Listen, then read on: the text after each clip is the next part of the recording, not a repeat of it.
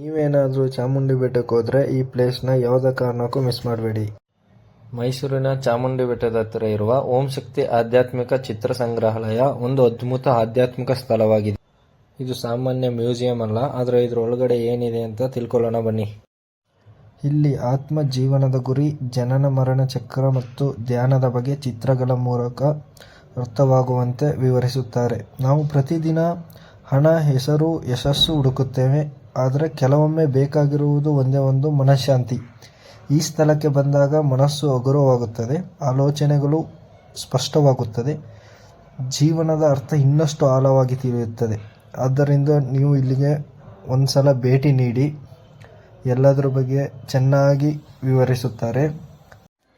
ನೀವು ಚಾಮುಂಡಿ ಬೆಟ್ಟಕ್ಕೆ ಬಂದಾಗ ಇಲ್ಲಿಗೆ ವಿಸಿಟ್ ಮಾಡಿ. ಆಗಿನ ಕಾಲದ ಚಿತ್ರದೊಂದಿಗೆ ನಿಮಗೆ ಎಲ್ಲವನ್ನು ಅರ್ಥವಾಗುವಂತೆ ವಿವರಿಸ್ತಾರೆ. ಅವಾಗ ನಿಮಗೆ ಅರಿವಾಗುತ್ತೆ ಏನು ಅಂತ.